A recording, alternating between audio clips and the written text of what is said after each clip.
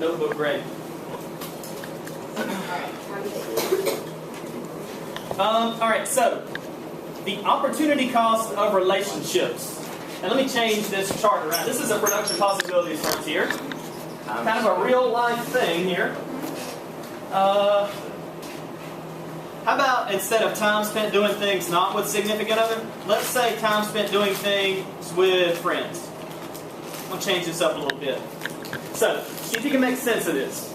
Let's say I got 8 hours free time on the weekend. That's not very much free time. Maybe I'll work weekends. Do any of y'all work weekends? Yeah, pretty low. Several of y'all work weekends. So, you have 8 hours free time. Now, you can choose to spend all 8 hours with your significant other. No. Okay?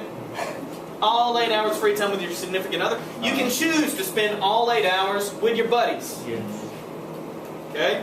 You could do 4 and 4. Do y'all see that? I got 4 here and 4 down here. Y'all with me? Yes. Okay, this line right here it illustrates opportunity cost. Let's call this point A, and let's call that point B. Let's go ahead and call that point C. Let's say this weekend I was at point A, but my buddies are picking on me and they're saying I'm whooped. I'm missing hanging out with my buddies, right? So next weekend I moved from point A to point B. What did I give up when I went from A to B? 4 hours. Perfect. Yeah, 4 hours with a significant other, yes? So, and this is the way you're going to see this question in real life. What's the opportunity cost of going from point A to point B? What are you going to say? 4 hours. 4 hours with what? Your friend. With I'm getting 4 more hours with my friend. My opportunity cost of 4 more hours with my buddies is 4 hours with my significant other. Y'all get that? Yeah. Okay, I got one for you, Sierra. What's the opportunity cost of going from point A to point C?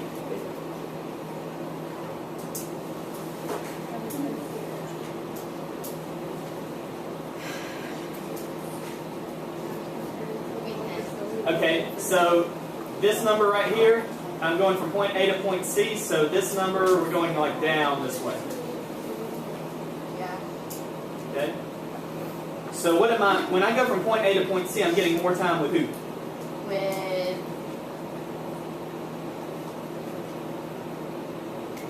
friends. Yes, more time with friends. So what am I giving up? Time with friends. Getting more time with friends. So what am I giving up? Your significant other. Right, so what's the opportunity cost of going from point A to point C? How much time with a significant other?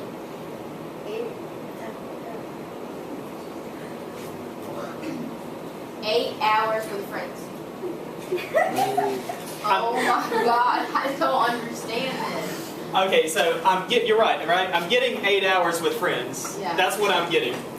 I went from here where I had 0 hours with friends to getting 8 hours with friends. But when I say what's the opportunity cost, I'm saying what did I give up to go from A to C? Your other. Yes, 8 hours with my significant So you other. lost 8 hours with your Significant other. Yes. Okay. I think I can handle it, maybe. All right. So the correct answer, I say, what's the opportunity cost of going from A to C? You would say 8 hours with significant other. That's the opportunity cost of going from A to C. Right. So one more for you, Sierra, since you say you got it now. What's the opportunity cost of going from point C to point A?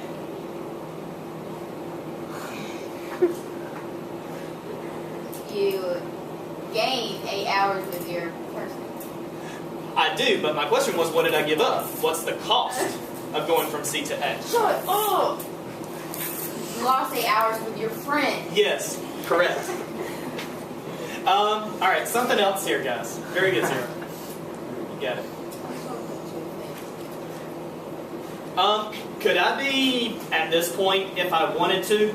But look up here. See this point? I'm at this big blob here. Could I be there? Yes. I could choose to spend time neither with my significant other or with my friends. I could sit at home on the computer playing video games. Or you can use that time wisely. That's right. Could go to the gym. I could sleep. Yes? So I could be anywhere inside this curve, right? I could be anywhere in here. I could be anywhere. That makes sense. I thought that's a chart for just them two things. Yeah, but if you do something else, then you're not going to be on the line, then you're going to be somewhere else. Okay, so let me put it to you this way. If I was here, I have 8 hours free time. I'm spending 2 hours with my girlfriend, and I'm spending 2 hours with my buddies, and I have 4 hours left over that I'm doing other stuff. Okay. Can I be out here? No. No. Could I be out there one day? Yeah, if you get like a weekend off or something. If I got a weekend off, exactly. If I had a weekend off, yes. I got another way I could get out there. Check this out. This is crazy. Let me see if I can get this link to come up, because this is wild. I read about this. I want to try it, but I don't quite have the guts to try it. But if one of y'all try it, Try what? the whole class will be supported. I promise. Oh, We will support you in this. I will do it. I'll do try it. it. Sure, where is it? Y'all can't all try this because I get in trouble with your parents. No, my parents don't care. My parents won't know. Okay, so this is something called the Uberman sleep schedule, which allows you to you only sleep for 2 hours out of every 24. And they say that people do it, and they do it for like their whole lives. Let's do it. Huh? Alright, never mind, I couldn't do that. I would be so mean. Here's what they say. They say that normally, like everybody here went to sleep, let's say 4 or 5 hours at least last night.